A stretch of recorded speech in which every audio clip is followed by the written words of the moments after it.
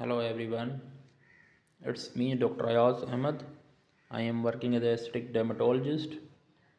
Today I will discuss another important topic of dermatology. The name of topic is investigation and management of psoriasis. Hopefully you will learn and subscribe my YouTube channel. Today I will only discuss investigation and topical management. Investigation of psoriasis. Diagnosis of psoriasis is usually clinical. Apart from baseline investigation, there is no any laboratory test available which diagnose psoriasis with full reliability. Moreover, skin biopsy may be helpful in atypical cases.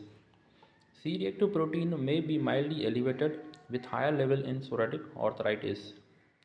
Screening of known comorbidities, for example, psoriatic arthritis, anxiety, depression, and metabolic syndrome are needed. Now, general management of psoriasis. General management of psoriasis usually depend upon age, gender, occupation, personality, general health, intelligence, resource, site, extent, duration, and nature of disease. Always stressing the non-contagious benign nature of disease and availability of a wide range of treatment to the patients. Cognitive therapy, in addition to pharmacological therapy, may reduce the psoriasis. SPA treatment involve rest and relaxation where high sunlight exposure is possible. For example, Israeli Dead Sea coast, which may induce remission of disease. 75% reduction in PASI from baseline 75 have been adopted as a minimum response criteria for plaque psoriasis. Due to availability of treatment, standard reduction up to 90 or absolute PASI less than 3 are expected.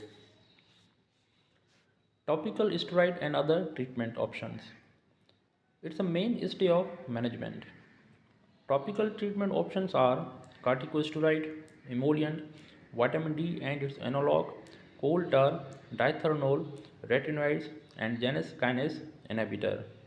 Moreover, Janus kinase inhibitors are not yet licensed for the topical treatment.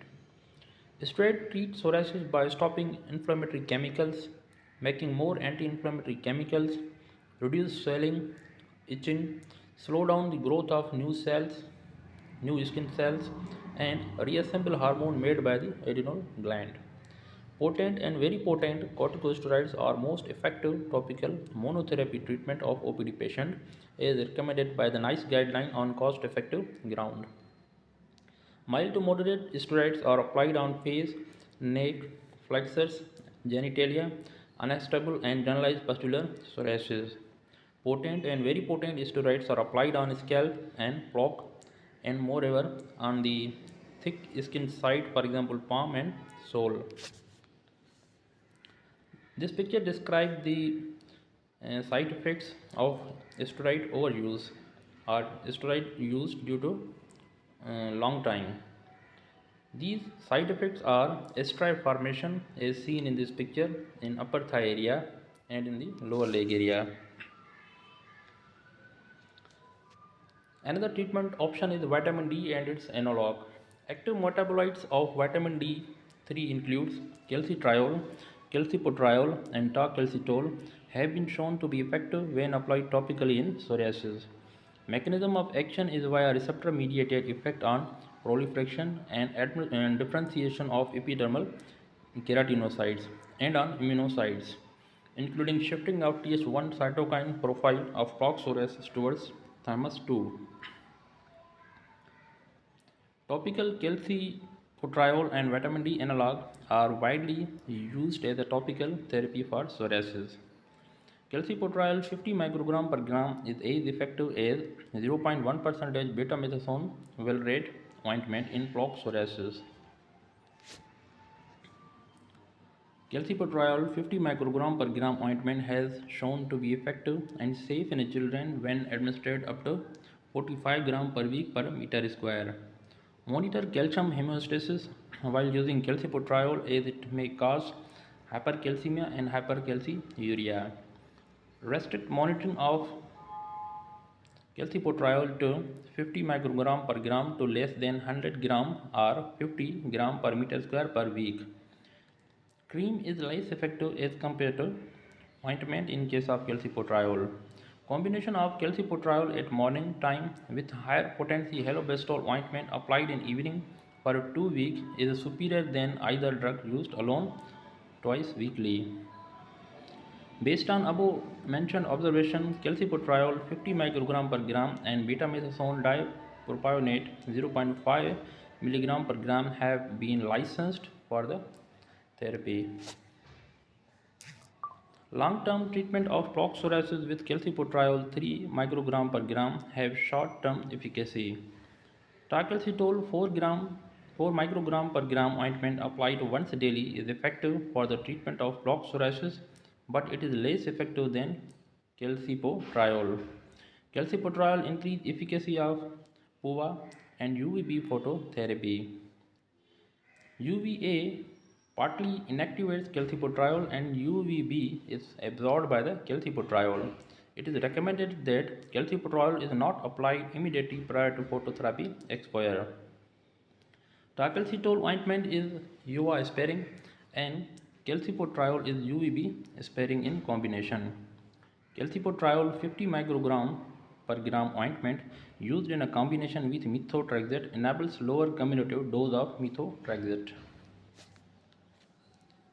Another treatment option is the diethernol. It is a derivative of chrysanthemum which was extracted from the bark of aruba tree described by the UNA in 1916. Diethernol has anti-proliferative and anti-apoptotic effect on the keratinocytes. It also reduces neutrophils and lymphocytes migration. It is formalized in the in-gram regimen or in patient treated with tar bath, in sub-erythromogenic UVB and in pest form applied to the plaque. Starting concentration is about 0.05 to 0.1 percentage and increases cautionary to produce irritation up to maximum of 4 percentage. Clearance rate is about 95% with remission time after 6 months or longer. It produces brown staining of the skin which resolve within 2 weeks after therapy. It is not used in a face psoriasis and flexural psoriasis due to significant irritation. It's promoted as a treatment for plaque psoriasis. This picture describes the treatment of a patient with diethernol. In picture A, you can see the plaque is resolved, but there is a brown discoloration of skin. This brown discoloration of skin usually resolves within 2 weeks after treatment. In picture B, you can see there is irritation produced by the diethernol use. Diethernol use is contraindicated in pustular psoriasis and in condition where there are pustules or in acute condition.